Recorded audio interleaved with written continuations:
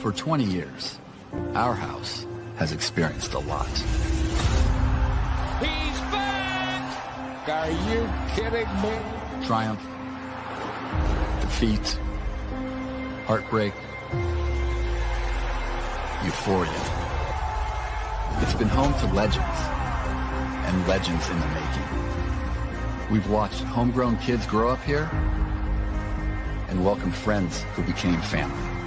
The ballpark is in a frenzy. Like our fans, this place has developed a reputation. And that's just the way we like it. In a city bursting at the seams with history, our house has had its fair share. Howling drive, way out of here. Grand slam, Victorino! The Philadelphia Phillies are going to the World Series! But it's not time to harp on history. It's time to make more history. He's gonna just watch it go. Our team story is not done. Never say die, Tom. It's barely been written. Something's brewing with this team, John. We're here for the long haul and the long ball. That one is gonna be long gone. It's been a fun 2 decades, Son of a gun, I love this place. but this is the only looking back we're doing With a rainmaker. because we're tired of knocking on the door. It's time to kick it down.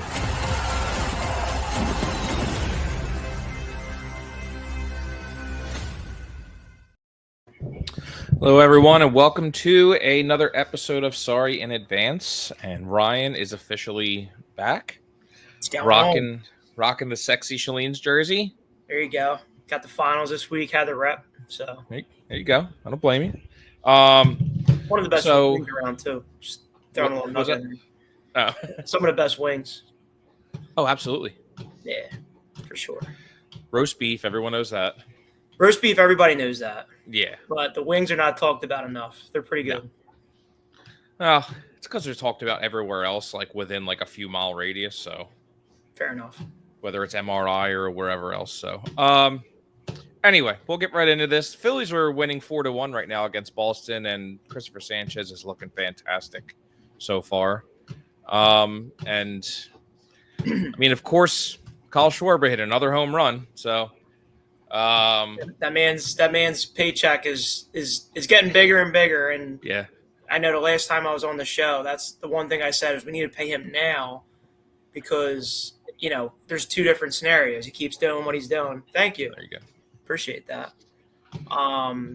There's 2 different scenarios. We go on, we win the World Series, and you get the friendly discount potentially. Mm-hmm. Or he continues doing what we're doing. We don't win the World Series, and you see ya. He's Yeah. done. That's why I was trying to put like a price tag on it. I'm just like, each home run, is that technically like another 25 grand that we have to pay him? Because he's at 33 now, I think 32, something like that. His best case scenario is literally either scenario. He stays in Philly, gets paid less than he could, but he's happy to be here, or we don't win the World Series and he goes on to make the most money a DH has ever made. Yeah, because I was looking at it too. So here, I have this up here. So Kyle Schwarber's stats with the Phillies so far. Again, this is before he just hit a home run. So 565 games played. That is 10th in baseball since 2022. Underrated fact right there. That I think is one of the, and you know what? And that was him, he plays left field, I don't know, under 100 games since he's been here. I know that. Right. That's an easy number. 2,102 at bats. I tried to look up where he's at in hits in MLB, but I was like, really, I'm not going to find that. Like, he's way down on that list. Right. So 163 home runs since 22, since we have signed him. He is 3rd. And Ohtani's ahead of him. And I completely forget who was 2nd. It wasn't Judge, right? I think it was Judge. It was. I think it was Judge. 376 RBIs, which is 6th in baseball, and 386 walks. That one kind of surprised me that he's 3rd in walks, because I don't remember him getting intentionally walked, but that ties into he always has a pretty good on-base percentage. Yeah. Leading them off, it's hard to walk them, but it's, I guess, intentionally not throwing him a pitch. that works. Yeah, and him just looking at it. Yeah, and of course, 731 strikeouts is first in a bad way. But I mean, and 225 batting average, we know that's not the greatest. But if you really look at his numbers throughout when he was with the Cubs, with Washington and Boston for that split year, and then he has really been the same player every single year. There has been no change in his batting average, just what he does. So you knew what you were getting, and he has exceeded that since he's been here, I think. And he's just gotten better. Like, right. Where they are similar, I mean, his numbers have gotten better every year. I mean, look at this year. I mean, he's arguably the best he's the best hitter in baseball right now. Like one of three. Yeah. And Ohtani's going to be up there on that list too, but Ohtani's a freak. He's a different, he's in his own category. I was going to say he is a category of just one. That's it. Yeah. Judge gets thrown in this, the category of Schwarber, I guess, but yeah, Judge, obviously Judge is better off, but Schwarber's up there. He is. I mean, and honestly, like, we're starting to see a lot more of it now, but so is Harper. You know what Harper can do once he gets hot, but he hasn't been there at all this year. But in the past 2 weeks, he's looking more Harper. Like Harper. Yeah. So I mean, looking at I'm sorry. No, you're good. I was just going to say, I mean, he's in his prime. I mean, if you're going to get the best version of Harper, now's the time to do it. Yeah. And I think the funny thing too is when we sign, I think I always forget how younger Schwarber is, because you're thinking about a DH too, and that will extend your career a little bit longer too. Sure. But I think, he's 32 now. He'll be 33 March 5th. So going into his year 33 season, you got an extreme discount on what we're getting for. Like, if you want to kind of look at it as an equivalent on how we got a discount on Zach Wheeler for his first contract, $20 million for somebody putting up almost 40 home runs a season isn't well, after Ohtani signs, a $700 million deal, and then Soto signs his deal, but $20 million, you're not getting that nowadays. So you know what the contract is going to look like, which is going to be, just starting at $30 million, probably. Yeah, for sure. I'm looking at that hometown discount. Yeah, I mean, the Wheeler contract, honestly, might be one of the best sneakingly, because at the time when we first signed him, I think majority would agree that looked like a high price tag for Wheeler. Yeah. Especially because, coming from the Mets, he was injured a lot. Nobody was expecting to get a Cy Young contender every single year that he pitched. No. And then they brought us right back down to earth by signing Walker for the ridiculous money, and then that evened it out. So yeah, well, that's how Philly does. Philly finds a way. Phillies find a way. Phillies find a way to just do that. And that's just been the course of their time. Now the Eagles, we can't possibly say anything bad about the Eagles in the last bit. So. No, not at all. Especially because of the fact that there's no contract situation that it seems like Howie Roseman can't get out of. So or whatever. Yeah, Howie's you don't want to answer the phone when you see that 215 call. Howie is like the Shohei Ohtani. He's in his own category of GMs. Greatest GMs ever. 100%. So honestly, if it's me thinking about a Schwarber contract, I think it starts around 30. And it's probably going to be 3 years, maybe. I was saying 3 with an option or 4 at 120, but it's going to be around there. It has to be. Or someone will just overpay for him even more. Right, because he's not – that's what I'm saying. It's going to be – his best case scenario is literally either scenario. He wins the World Series, gets the friendly discount. Yeah. Or they don't win the World Series and he gets the biggest contract that DH has ever gotten. So yeah, I think it could even exceed, like you said, someone overpaying. He will get, if he's not with the Phillies, he will get overpaid. It will be like a 4-year contract for 140, 150 mil. It was funny too because I was looking because him and his wife are both from Ohio, and I'm sitting there thinking man, would he go to Cincinnati? Like, go play for your hometown? Like, depending how Cincinnati's looking. But again, at this point of his career, it's just you figure, and he will get the offers to go play for a World Series contender. Like, I feel like that's without a doubt. Does he sell his soul and go to the Yankees somehow? I was just gonna say, man. Like, I really hope not. But if of teams that would overpay, or the Dodgers, but Yankees or Dodgers, yeah. Yankees or Dodgers. But then it's just like, man, who's your DH if he goes to the Dodgers? Because Ohtani's already DH. So do you go and put Schwarber in left field in LA? No, he's definitely not going to LA. The Yankees are never out of the question, though. But I do think LA is out of the question. They truly, it's not even about money at that point. Like, how do you, where do you fit them? Yeah, where do you fit them? Yeah. The Yankees could find a way, and they have the ability always to just find a way to make it happen with money and deal with the taxes later. True. As far as like dream teams, like, I mean, teams that would like actually make sense for him other than the Phillies. There's not a lot of teams that I think makes sense. Like, he's going to help any team he goes on, but like, which team does he go on where they're like the difference of being who they are and being World Series contenders, right? Rather than just being World Series contenders. Already, I 100% agree because I'm just like, the Pirates never. Yeah. I just feel like, they're not going to spend the money. No, but I mean, they do have some pieces.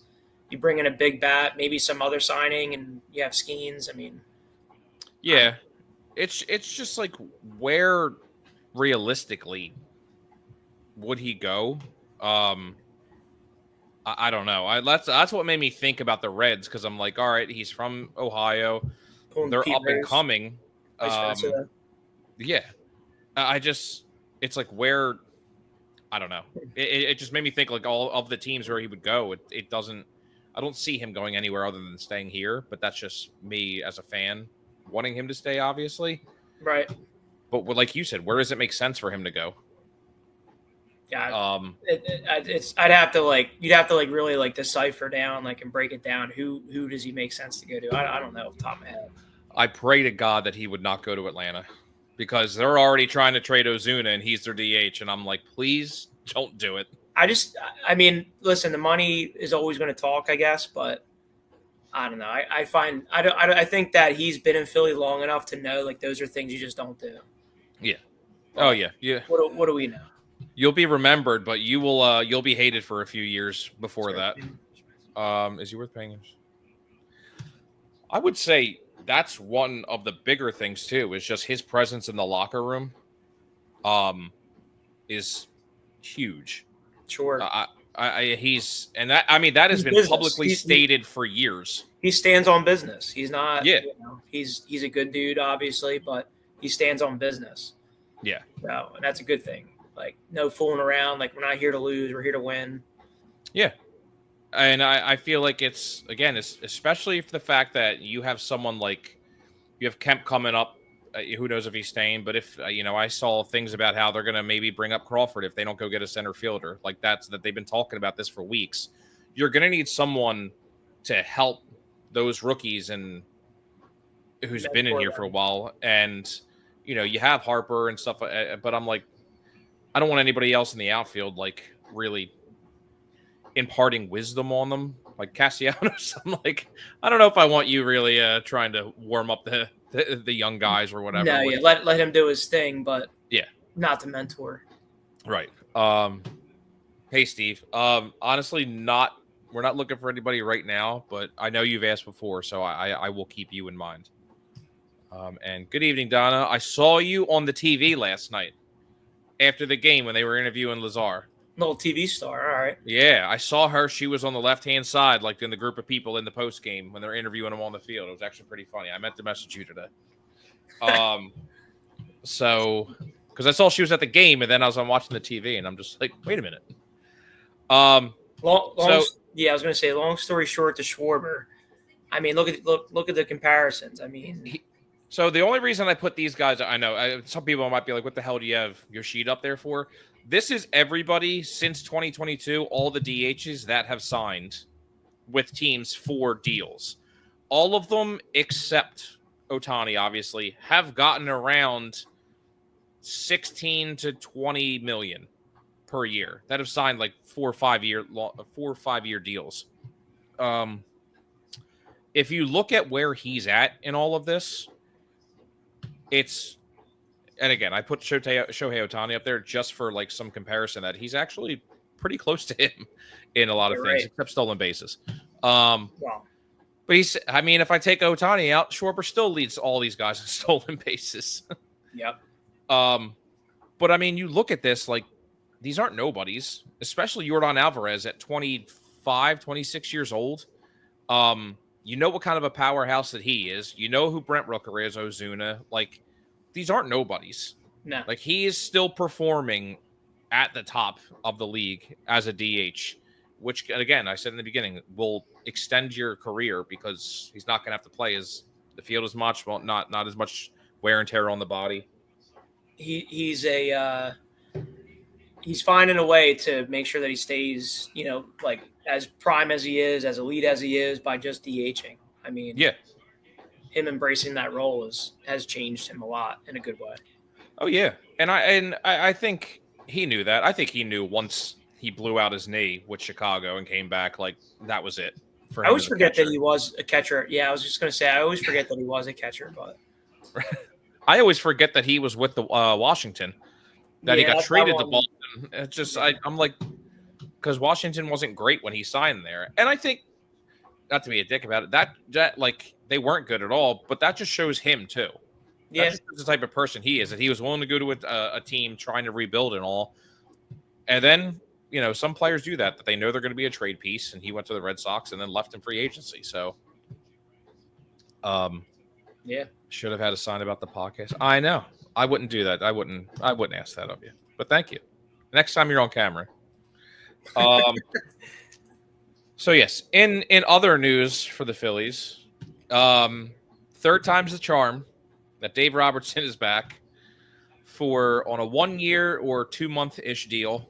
I was trying to read how this is explained, his deal. They signed him for $16 million, but then everything kept saying for $6 million. And I'm like, so do we owe him $10 million after this season? Like, I'm still trying to figure out how that works. I mean, another arm, right? Another arm. And I'll ask you, how did you feel when you heard about it? Because I think I shared it on our group chat. But I mean, anything's better than Romano. I feel like this. I was perfectly fine with it because Yeah. I saw so many teams were interested in him. And then especially, like they said, the Yankees and Dodgers were looking at him too. And then all of a sudden he just signed here. And I was like, oh, all right, like cool. And then I saw his interview that, he was happy to come back here. He knew it here already, which I think. Yeah, I mean, he's always had a good run in Philly, I feel like, and as far as his performances and like, being out there, I think for the most part overall, he's been solid. So, yeah. I mean, it's a good signing in my opinion. It's just, whether it's him or someone else, it's better than what we have. So, like, right. I'm in the positive side of that. I mean, Strom's been pretty okay. Yeah. And our starting pitching has been phenomenal. But Romano stinks. and like, holding on to that continuous thought that he can be what he was, it's just not going to happen. Yeah. Like I kept thinking too, like about him and like, do you remember like 2 years ago when Alvarado really just didn't have it and they ended up sending him down and then he came back better than ever? I kept thinking that was like, the World Series year, wasn't it? Or yeah, no, it was the next year. Was it next year? Okay. I think it was next year. And I kept thinking, I'm like, damn, like, do you just send Romano down? I know he would have to agree to it, but Alvarado did. And I'm like, do you just send him down and be like, yo, you got to go figure something out because either we're going to cut you or you figure it out. Yeah. And that, really, like, you can even have the conversation like, dude, there's a very good chance that you're going to come back up here and retry again. But you got to go back down and figure something out. Yeah. Get confidence back, whatever. It's like everything. I'm like, are you tipping pitches? Do you just not have it? Is your stuff not breaking? But then you look, I'm like, Well, you're throwing meatballs down the middle, dude. Like you're not locating anything, and it's just like they're waiting for him to come in. Yeah. They're waiting for the pitch that they know is coming. Right, and it's just like, all right, cool. Like I'm glad that your velocity's up. Your location sucks. So Sanchez is great, dude. That's another steal. My God. Yeah, that's what I'm saying. Our whole starting. I mean, for the most part, our starting pitching is elite. It's got to be just about one of the best starting pitching rotations in the league. So it's got to be top. I can't think of anybody. I mean, I'd argue number 1, but yeah, at the very least, top 3. Yeah, 100%. Because I know at the beginning of the year, everyone was saying that Seattle has the best pitching staff, and I'm like, well, not really anymore. Because Gilbert was out for a little while. Kirby was one of them. I don't know. Anyway, the thing that was interesting to me too about this is that they already gave his date that he's coming up for Robertson, that he's going to be up with the team on August 5th. So I'm like, all right, that's 2 weeks in the minors. He's already with Lehigh. And if you really look at him, like he was good last year with Texas. Oh yeah. He really was not terrible. And at 40 years old, I mean, what? Let me see. 2024 struck out 99, posted a 3 even ERA in 72 innings. Like, I'll take that all day. And then, especially now that I compare, like, if you want to compare it to our bullpen, I'll take that twice on every single day. So, do you think Ranger is gone? I really don't know anymore. It really depends. I think this trade deadline. So here, this is all tying to Robertson right now for me. Them signing Robertson made me think that they are not going to go after. They're still going to go after a reliever. I don't think they're going after 2 now. Yeah, but it makes me think they're really going to go hard maybe after Clase. Like this is their good move, and now they're going to go try and get that premier closer. Yeah, I mean, I know Scott always talks about Mason Miller, and Chapman. Miller, yeah. Yeah, Miller was, obviously the pipe dream, but I mean, I saw Rosenthal say that if there's a team that is going to go after him, it's going to be the Phillies. Like the way he worded is basically saying that we have the balls to go do it. We have the players to do it too. I mean, the pieces. I mean, you go give the younger players away. I mean, put you in the hole again. But like those are the players that a team wants to have a chance to look at. Especially if they're going to be in Vegas. Right. And you have young, good players. Mason Miller's a player you unfortunately trade away to get 3-4 really good young players. Right. And I think the thing, too, with that is the fact that to tie into Ranger, it's like, all right, we have Wheeler for another 2 years. We have Nola for another, 6. You have Sanchez for another, 4 or 5. And you have, then if that's the case, you can re-sign – or you have Luzardo through next year. Who knows if they re-sign him? And you could re-sign Suarez. That is your reasoning for trading away Abel. And then you just, Painter's your 5th in that pitching rotation? Yeah. So I don't know if they trade Ranger. It's just, the interesting thing is just if he walks, you're losing a great pitcher, but if you have Painter waiting to come up, which he hasn't looked good, I think, the last 2-3 starts, they said. Yeah. But still 23, 24, I think. I mean, the other route is you somehow get Ranger into, relief closing situations, but I don't know. Right. Because that was another tie-in to this was, Wheeler's going to start your game 1 for the playoffs. Oh, yeah. Right. And then, I think they said that Nola's, on the right track. He'll be back. Because somebody put what would your rotation be? Who would go to the bullpen? And I'm just like, if it's me, I'm sorry. It's going to be Wheeler. It's between Wheeler, Sanchez, Suarez, and Luzardo. Nola's not even in the conversation for me for starting right now. No. If the playoffs started, because I'm like, he can go to the bullpen because you can't leave him off the roster. I feel or you can, but I feel like they wouldn't. No, they wouldn't. So I'm Nola has good. I mean, literally, his stuff is good for the first 2 to 3 innings. So I mean, right. if you look at it that way, it's like you give him one chance against batters, he seems to have effectiveness with it. So if he's struggling that bad beyond the second, third inning, like he was, I mean, I don't know. What do we know, right? Oh, yeah. I mean, it's a great problem to have for the fact that you can have 3 starting pitchers and then your other 2 in the bullpen that the talent and skill that you have in the bullpen when the bullpen is your biggest problem right now. Right. So really, like you said, you could put Ranger in the bullpen if you really needed to. You're going to look at all the numbers of a lineup, whatever team you're facing and stuff. So, how do you get but we know what Ranger is. We don't know about Painter. So I just watched a bad play there by is it JT Kemp? Was it Kemp? Yeah, he knew it. We know about. Sorry, what did you say? Yeah, but we know what Ranger is. We don't know about Painter. I agree, but that's everything anybody's saying is that Painter's going to be insanely good. He's just having a rough stretch. But you're right. Again, I mean, you don't know what you don't know. I mean, and you know what you know. So we know that Ranger is good. Right. That's totally a good take. Yeah. So, and you never know. I mean, the only thing that always worries me is who his agent is and how much he'll sign for. Right. Or how much he'll want. So Ranger, you're saying? Yeah, Ranger. Yeah. But who knows? Maybe I think with what's his name, Jordan Montgomery, the whole situation that happened with him and the Diamondbacks, because he fired Jesus, now I'm forgetting the agent's name, Boris. Mm-hmm. He fired Boris after he signed with the Diamondbacks because he never told him that the Red Sox were interested in him, and he would have gone to Boston over Arizona.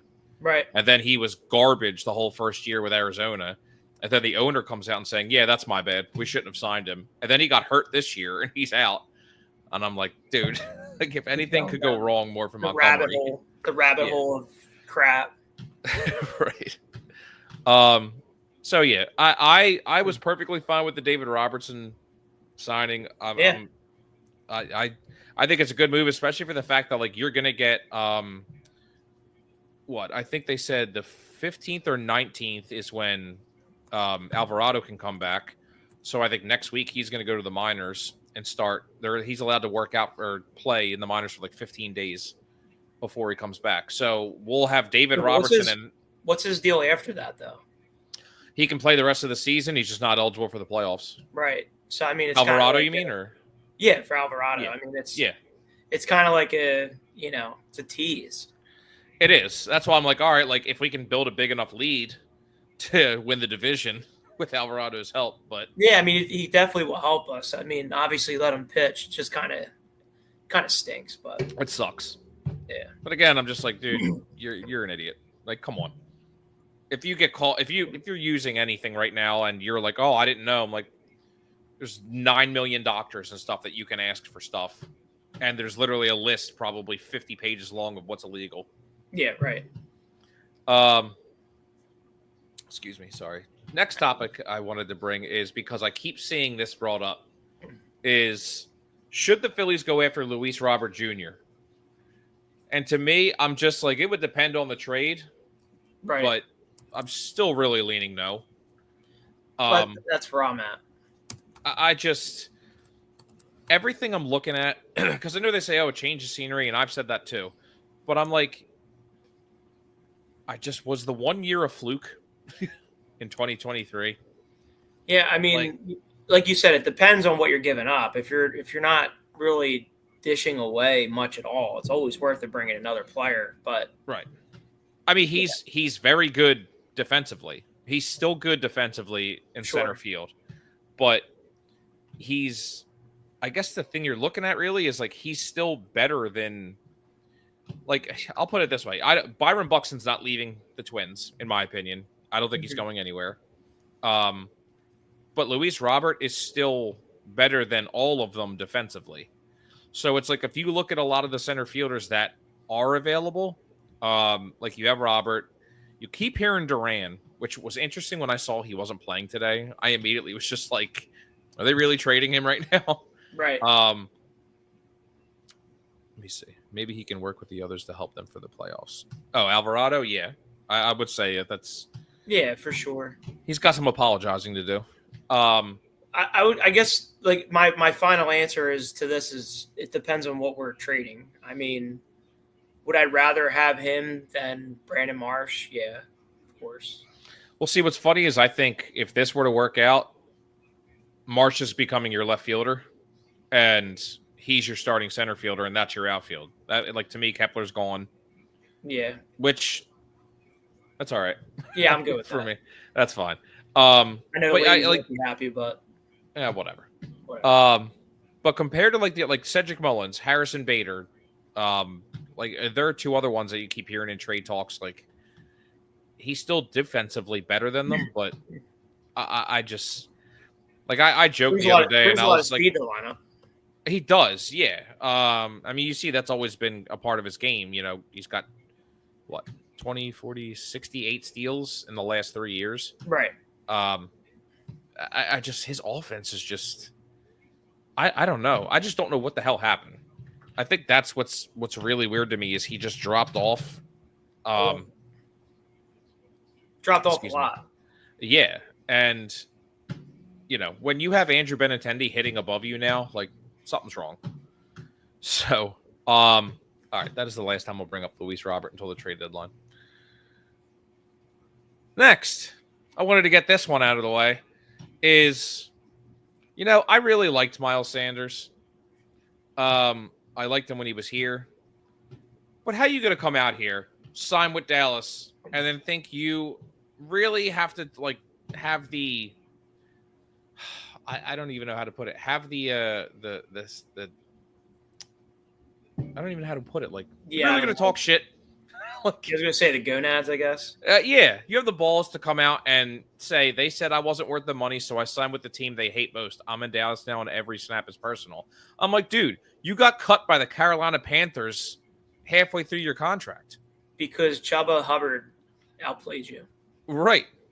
I'm like, and you had 3 rushing touchdowns as, like, what?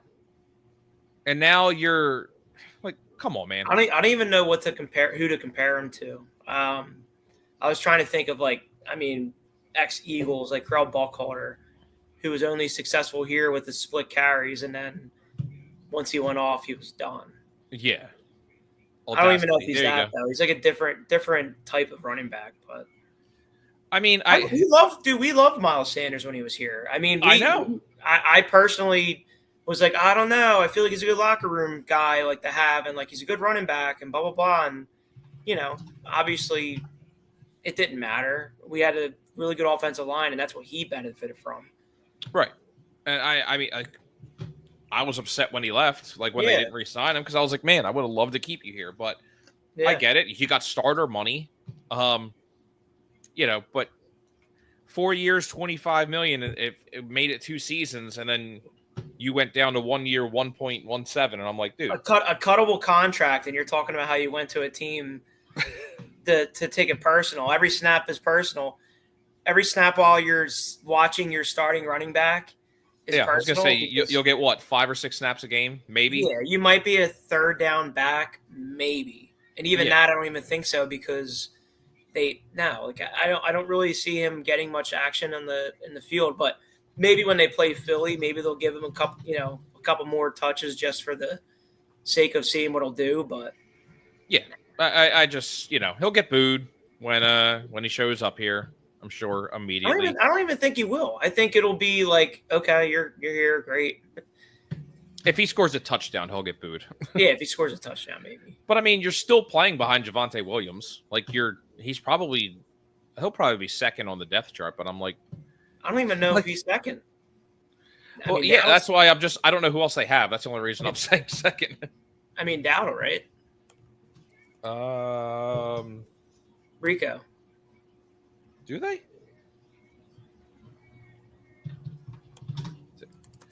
Cowboys roster? Dude, am I just Jadon Blue, Hunter Lupke, Phil Maffa, Miles Sanders, Deuce Vaughn, and Javonte Williams. That's all their running backs. Oh, he went to Carolina. Never mind. I missed that. Ironically. Yeah, ironically. Actually, I think he was part of He was part of like some kind of trade deal. Oh man, but yeah, I saw that and I'm like, dude, stop.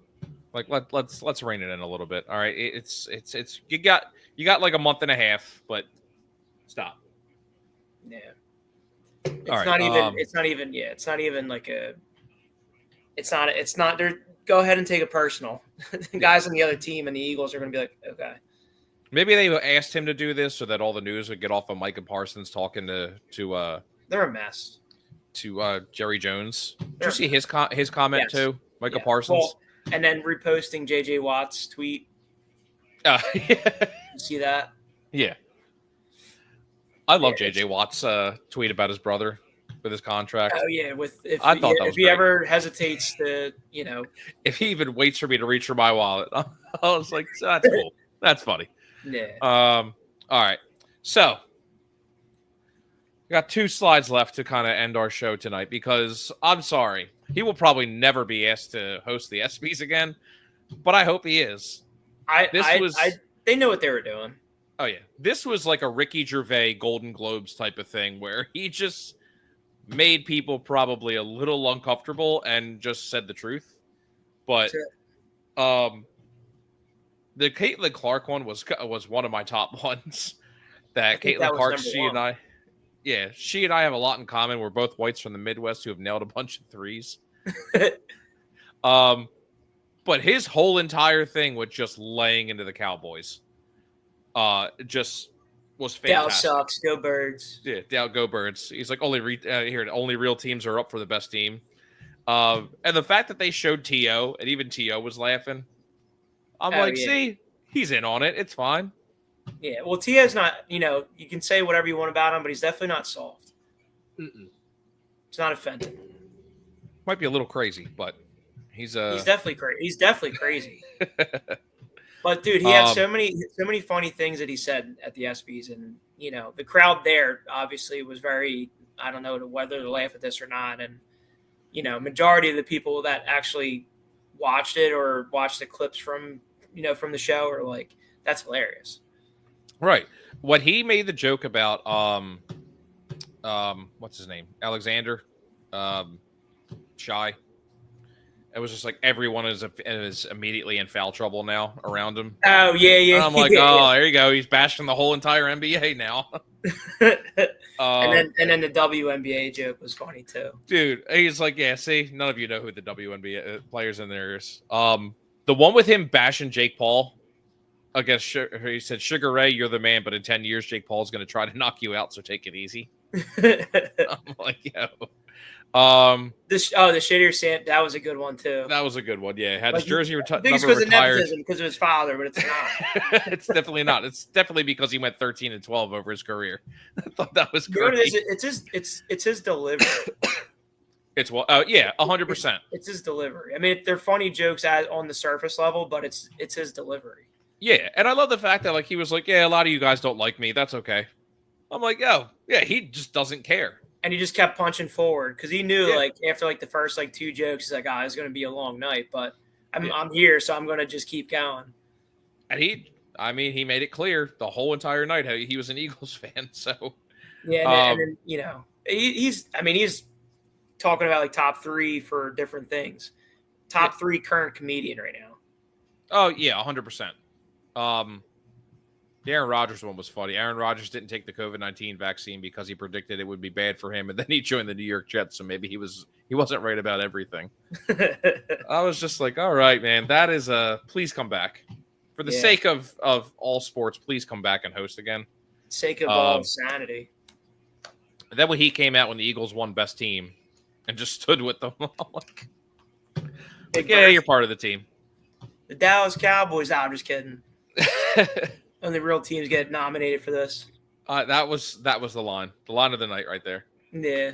But yeah, with him with the WNBA, and I forget who he said it was. He was like, "No, I'm just kidding. That's my friend's wife." But I knew none of you knew. He's like, I got you. Yeah, I'm like, oh, you had to get the camera operator in on that too. That's good for you. Oh yeah, that's true. Yeah, that's true. That's his friend's another comedian. When I went into when I was in LA, he was the pre-comedian to him, the starter. Okay. He was pretty funny too. So I think his name Who's is that? Matthew McCluster. I think. Okay. Mistaken. I recognized him, and I want to say his name was Matthew McCluster. Okay. Very funny as Check him well. Yeah, there's a kid that I knew just from younger. It'd be funny if it was him because his name is Matt too, but it's Matt Peoples. What's his Matt Peoples? Yeah, he's does a lot of stuff. He actually has a he has a podcast too that's actually really funny. Matt McCusker. I was close. Okay. Sanchez just still mowing him down, man. That's it. So looking ahead to this series, like tomorrow, I think is still a night game, right? It's only 82 pitches right now, too. I know. I think so. I'm actually glad you brought that up. That is one thing that always worries me about Wheeler. Is like in the fifth inning, he's always constantly like 75, 80 pitches. 80, yeah. And he can go to 110, but I'm like, he's a strikeout pitcher, and that's why that's his game. Yeah. So that's why I'm just like, all right, like that one game, like 2-3 weeks ago, where he pitched the complete game, and it was a one hitter, and of course it was a home run against the Reds because it was Austin Hayes, and I'm like, here we go, everyone's gonna want Austin Hayes back. I think it was Father's Day. Yes, yeah. But I'm like, he was at like 115, 119, something like that, and I'm like, damn, man, like you don't see it nowadays, and that's just what worries me about it is it's just not a thing. And I'm like, please, for the love of God, just don't. Can you not be at 80 pitches in the fifth? I really need you to go 6 or 7 again with our bullpen, and then Ranger and Sanchez come out, or not Ranger, obviously, but Sanchez comes out, just survive, just survive. Like help us help you by just surviving and not pitching as much. This way, when you're in playoffs, you're good. Yeah, please. So looking at it tomorrow, it's Luzardo against Giolito. Giolito's actually not been terrible, like he has been for a while. I would love a sweep, obviously. Granted that the game is not over tonight, but I'm hoping for the best. Sweep. So looking ahead to this weekend, though, is a 3-game series against the Yankees, which that's going to be interesting to watch because, of course, Friday night is on, Apple, and Taijuan Walker's pitching, and the Yankees haven't announced who's pitching yet. Saturday is a 1:00 game, and Sunday is, I think, also is a 1:30 game. The Yankees have been very interesting lately because they're 4 games out of the division. And I don't know what the hell's going on with them. They're really just I don't know. I don't even know how else to put it. No, I'm going through the schedule right now. We do not have an easy close to the schedule. Not at all.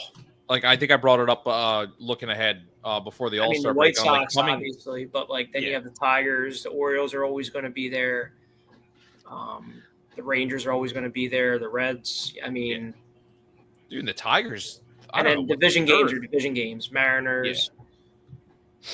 The Tigers are struggling big time right now. Yeah, but again, they're still a good team, right? So they're so far ahead in the division. They were 11 up when they started struggling. But we play the Mets, Braves. I think Braves twice. I think. Yeah. But yeah, looking ahead, I'm just like, I 100% agree. I'm like, we do not have an easy schedule. The Rangers, we're probably going to get unlucky and have to face DeGrom. The Reds aren't terrible, but you got the Mariners, like you said. And then we play the Mets. The Orioles obviously should, but again, I still don't sleep on teams like that. No, not at all. The White Sox are the White Sox, though. We should take care of the White Sox, but the Orioles you can never sleep on them. The Twins, like you said, and the Royals for that matter, they're not terrible teams. They can beat you any given day. Yeah. Again, the Rangers aren't I don't say struggling, but they're not as good as everyone thought they were going to be, but they're still a threat. They're still a threat, and they're also still playing for something. So. Right. And then, of course, like I said, we play, where did I say? Orioles. And then, it's just all division. And that's a week and a half. Division games, yeah. Yeah. And then, it helps us in a way too. I mean, we take care of those games. That really separates us. But right, and if we play the Mets in a 4-game series like we usually do in September. That's going to be important in the beginning of September. But like, I hate Pete Alonso. The Brewers, who I guess have the best record in baseball now, which I didn't realize, they're on a ridiculous hot streak. And the Brewers seriously, like it seems like they can trade anybody they want to and then still play for the division. Yeah. Like when they traded when they traded Burns to the Orioles, I was like, wow, that's you're starting to rebuild. Nope, they go out and win the division that year. And I'm like, okay, like they were talking about, they might trade Freddie Peralta, and I'm like, what the hell is this team doing? Yeah, right, and still finding the way. Right. Only plus is we usually play up to good teams and down to bad teams. That's why, like you said, the White Sox. I still would. Yeah, but that's the part that makes me nervous, because the division games, in theory, we should honestly be much better than everyone. But the Braves and Mets are always, the Marlins and Nationals we should take care of. Right. But like we're going to play down to them just like we always do. Right. And the White Sox, in theory, we should take care of them like we should. But then when you get to all those middle teams that we on paper are much better than, those are the teams that worry me, because they, go in with this certain mentality that we should be fine. Right. It feels that way. Should be, and it's just going to happen. Right. That you don't have to work for it. It's like, oh, we should beat them, so we will. Yep. So we'll see. We'll see. But I would love a sweep of the Red Sox. I would love a sweep of the rest of the AL East that we have left. So, Other than that, did you have anything you wanted to bring up the rest of the night? No. Fantasy football is around the corner. Yes, it is. Everybody get your, sharpen your pencils and print out those top 100 sheets that we used to do back in the day. I know we have. Yeah. Get your draft boards ready. Your big draft boards. Yep. I'm ready for that. That'll be good conversations once we get into the meat of those drafts. We're getting there. Well, I'll have to have you when we do like a network show. I'll have to come on to that. Yeah, let me know. Then we're getting people from Texas who are Cowboys fans. We're getting people from, I think, Colorado and stuff. We're getting everybody in here. I do pretty good with not, even with the Eagles having so many talented players, not drafting, just because they're Eagles. But I will make it a point to not draft Cowboys. And that's my only flaw. Like I will just do whatever it takes to avoid a Cowboys player. Yeah. I completely understand. 50-50 player. I'm going the opposite. I'm not going Cowboys. So yeah, I mean, like the 1 year, was it last year or 2 years ago? Like I had no choice. Like in quarterbacks, I had to take Dak, and I'm like, or just forfeit now. Like this, no, it didn't at all. And I'm like, I'm literally just voluntary. Like I should have just taken somebody earlier, but I screwed myself. Go Phillies, and if you're in my family, get your screamer ready.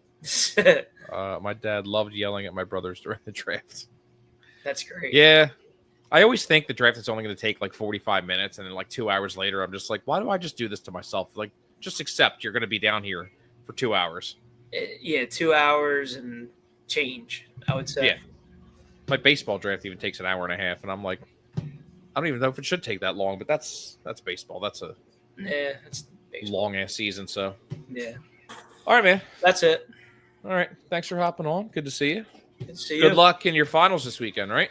Yeah. We got the who I don't remember who we played, to be honest.